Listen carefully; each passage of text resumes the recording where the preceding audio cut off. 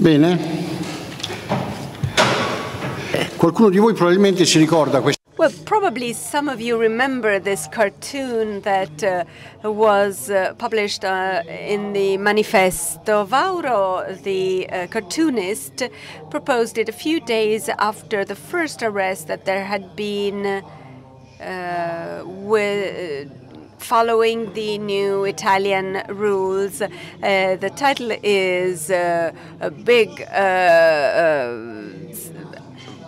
police operation against sex tourism, and then the three kings answer, but we were going to see the baby, and the policeman says, indeed you were, and so he arrests them. So that the arrest took place at Christmas time, and the person arrested was in a faraway country where he was going to a very posh and sunny place for Christmas tourism. So this problem is present in Italy, and so has the trade union for a long time.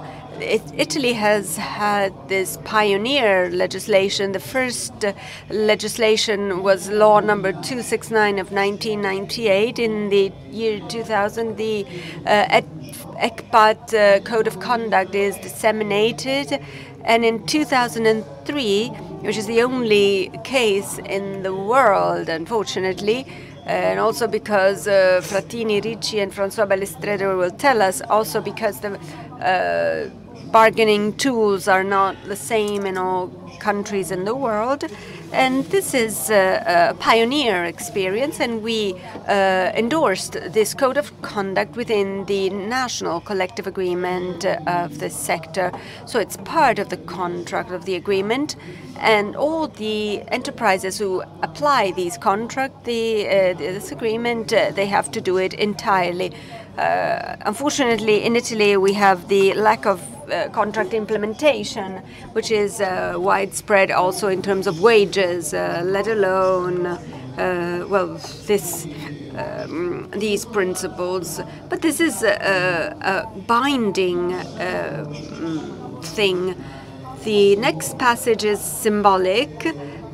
On the 15th of September 2005, we did something more. The International Bilateral Tourism Board, which is partner of this project, and as I was saying at the beginning, represents both employers and trade unions, endorsed this ECPAT protocol, but it did so with a main function. The protocol envisaged the setting up of an observatory to monitor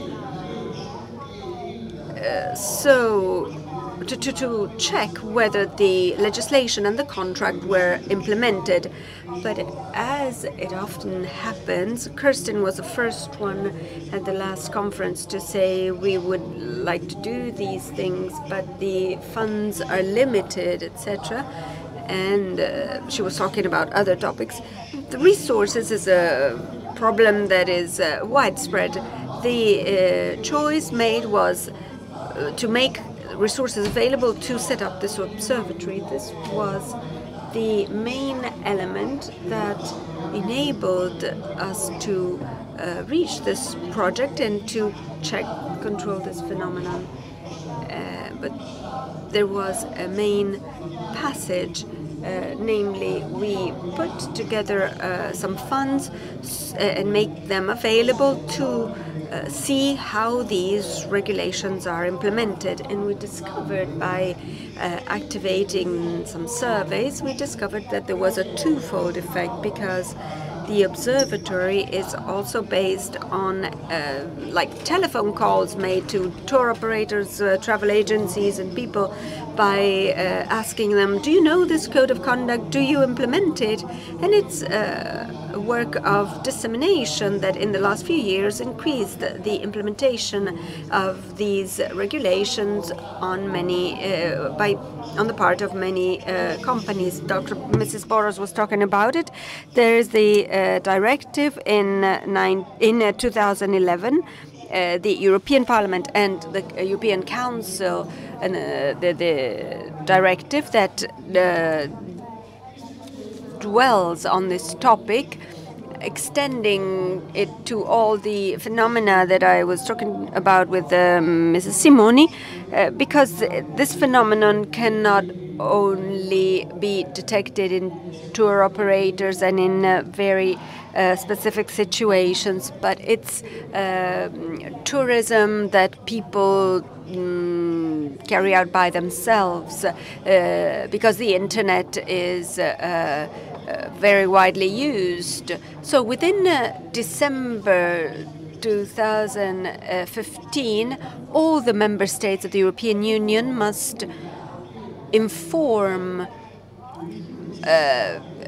be informed and to implement all the and to carry out all the measures necessary to receive and to endorse this directive. There is a verification at the European level to see and to monitor how these instruments, these tools have been implemented. This is a deadline, and the project and this Safe Host project will contribute to this.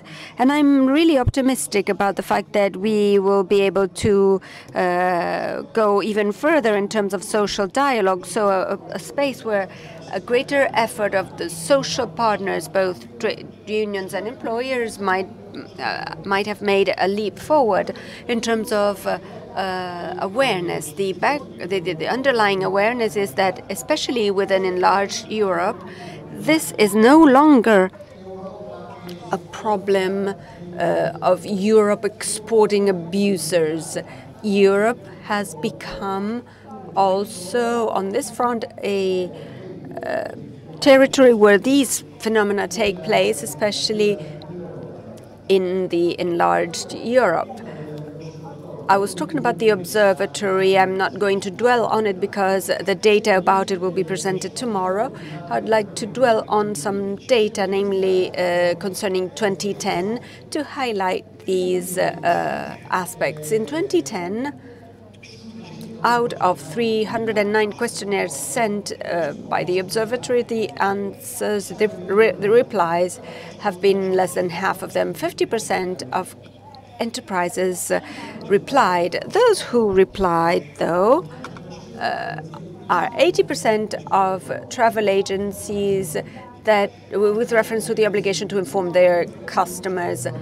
The other finding is from the previous year. This is a proof of what I was saying earlier, namely that already at the second year of the survey, this problem has been advertised and improved, and the data have been improved themselves.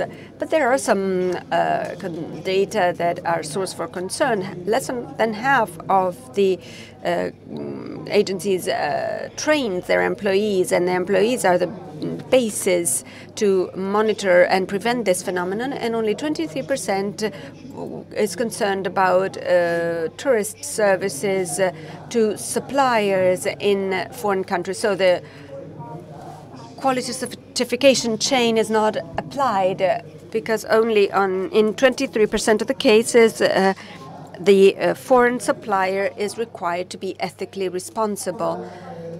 Now, these findings. Non so se l'ho mantenuta no. Questi dati hanno. So these data have already got another feature.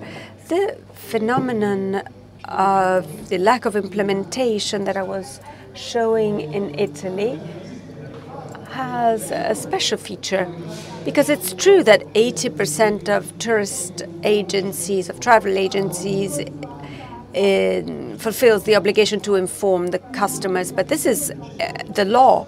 So 20% that seems to be a neglectable figure is is a finding that concerns travel agencies that are outlawed. So if 20% of people do not comply with the law where the law is present, if there's not a law, this finding is much, much higher. These are the data. I'm not going to dwell on them. What is needed for all of us is intervene in the entire sector, because the phenomenon is to be prevented from the moment when one thinks about the travel, the criminal action, to when one comes back. So the Safe Host project has the goal of supporting joint initiatives with European social partners, employers, and employers' associations at the European level involved in tourism sector to fight the sexual exploitation of children in the tourist world. So we have to pave the way to develop an agreement between the trade unions and employers' partners, social partners at the European level.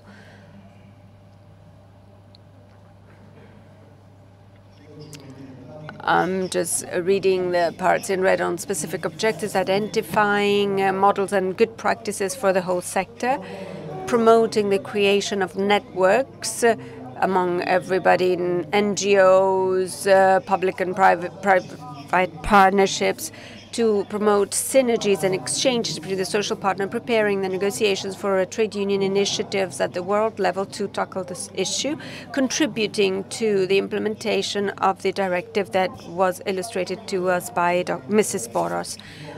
What did we do? This was the kickoff meeting which took place in Rome at the EBNT.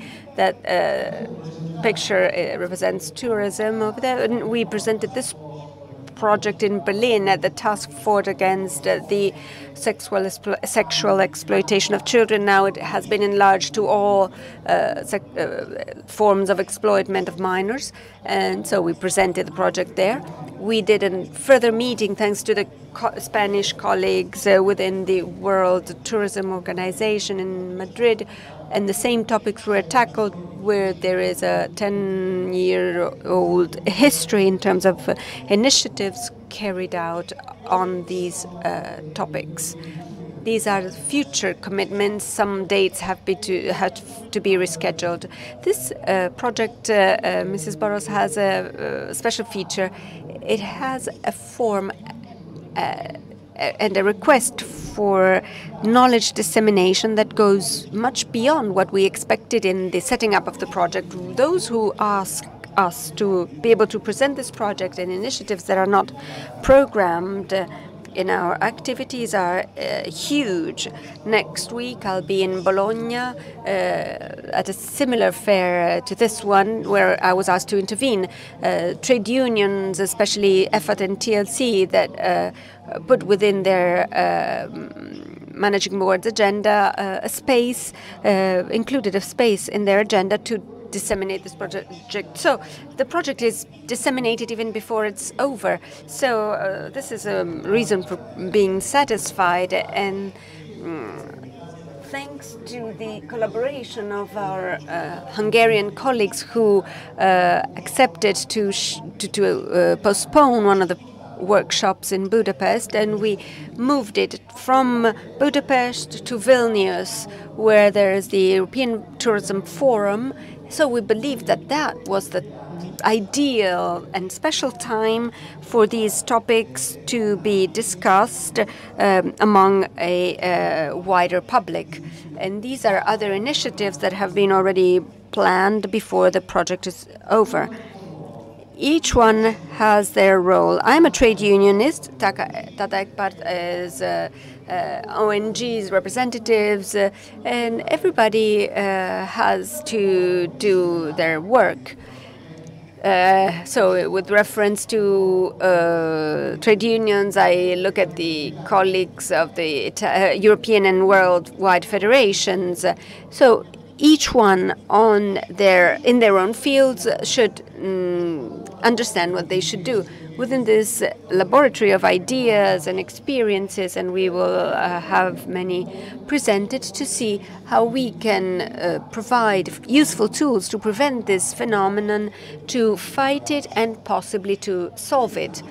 This image and similar images that are going to be even more schematic. I chose this picture here because it's basic. I found it in Brussels.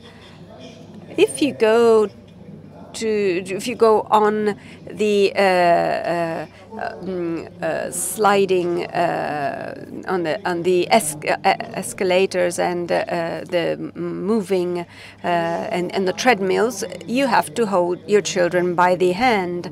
And I have a colleague that works at a hotel reception. The first thing is, if a minor comes in, if they're able to recognize the minor, they should check whether he's accompanied and by whom, and if he's accompanied, whether he's accompanied by his parents or something similar, or if there's no such relationship, there has to be a halt, a stop sign, and the problem has to be tackled. This is with reference to the customers. The trade unionist has another problem that we will deal with a little bit more due to our experience.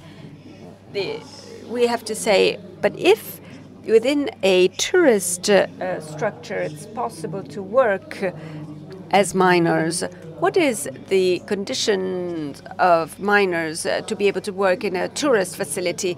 With this project and with ECPAT-specific experience and other NGOs' experience, is that we're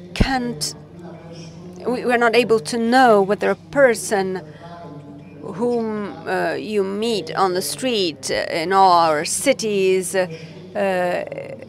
is a prostitute by their own choice or not. We can't know that. We have a law that envisages between minors and non-minors. There's no distinction between prostitute and non-prostitute. There is prostituted in Italian, that means abused, forced to have sexual relationships against their will. With reference to the problems of minors, we have to develop tools as trade unions to go towards two directions. First of all, the customer that can be abused, so we have to be watchful for this, and we have to safeguard workers that are opposed to such an abuse, but at the same time might be reproached at the company level. On the other hand, we have to envisage the organization of work and contracts to envisage the minor worker not able to have contacts with the customers alone. So the concept of accompanied minors is something that we have to put in all of our tools. Here I put the title in all languages, the European Charter for Tourism Enterprises. They all represent the entire tourist sector, to say that we have to update this charter, because there should be not only specific aspects that cannot be confined to the ethics of tourism, the endorsement of the code of ethics, or the endorsement of the charter. These things are already clear, but we have to make them even clearer. And within this charter, we have to put in some tools and some good practices that we can use both at trade unions and as workers, members of a trade union. Just as an example, for 10 years now, if I'm not mistaken, there has been this document by the UITA, the World Tourism Organization, that is a very good protocol per se, and it says what the behavior is to be adopted within a hotel structure, for example, a hotel facility. So the basis for a possible agreement within a hotel facility to prevent abuse, and also to safeguard employees that fight against the perpetration of these abuse. we are already implementing this document, and we would like to make a distinction between prostitution in general and the minors aspects.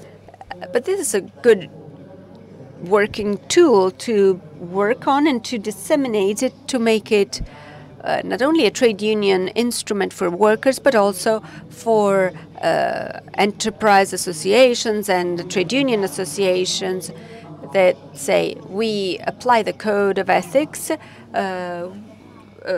complying with this behavior manual, behavior textbook. These are ugly pictures, but these are the basics for those who work in tourist facilities. If we find writing of this kind, namely no smoking in the lift, but children cannot take the elevator if they are not accompanied by an adult. So we have to safeguard them even more with reference to other risks. So this must become the rule within tourist enterprises for all minor workers that cannot be in touch with the customers if they're not accompanied by an adult. Thank you.